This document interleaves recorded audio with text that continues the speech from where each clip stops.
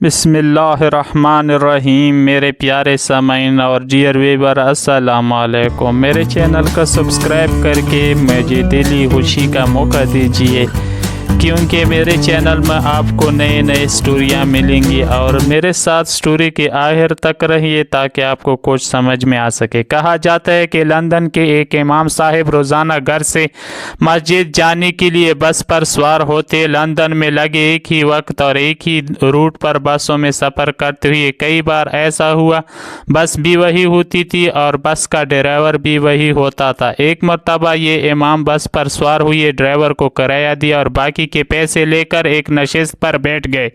Driver کے دیے ہوئے باقی کے پیسے جیب میں ڈالنے سے قبل دیکھے تو پتہ چلا کہ 20 پینس زیادہ آ گئے ہیں۔ پہلے امام صاحب نے سوچا کہ یہ 20 پینس وہ اترتے ہوئے ڈرائیور کو واپس کر دیں گے کیونکہ یہ ان کا حق ہے۔ پھر سوچا کہ اتنے تھوڑے سے پیسوں کی کون پرواہ کرتا ہے، ٹرانسپورٹ کمپنی ان بسوں کی کمائی سے لاکھوں پاؤنڈ کماتی بھی تو ہے، ان تھوڑے سے پیسوں سے ان کی کمائی میں کیا فرق پڑے گا، میں ان پیسوں کو اللہ کی طرف سے انعام سمجھ کر رکھ لیتا ہوں۔ اسی کشمکش میں کہ واپس کروں یا نہ کروں، امام صاحب کا سٹاپ آ گیا۔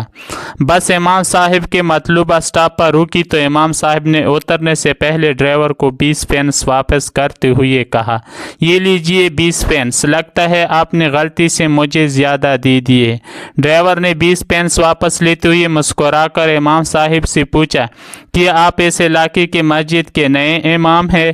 میں بہت عرصہ سے آپ کی مسجد میں آ کر اسلام کے بارے میں معلومات لینا چاہ رہا تھا۔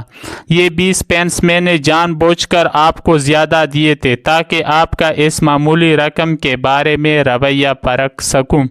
امام صاحب جیسے ہی بس سے نیچے اترے، انہیں ایسے لگا جیسے ان کی ٹانگوں سے جان نکل گئی ہے۔ گرنے سے بچنے کے لیے ایک بجلی کی پول کا سہارا لیا، آسمان کی طرف منہ اٹھا کر روتے ہوئے دعا کی، یا اللہ مجھے معاف کر دینا، میں ابھی اسلام کو 20 پینس میں بیچنے لگا تھا۔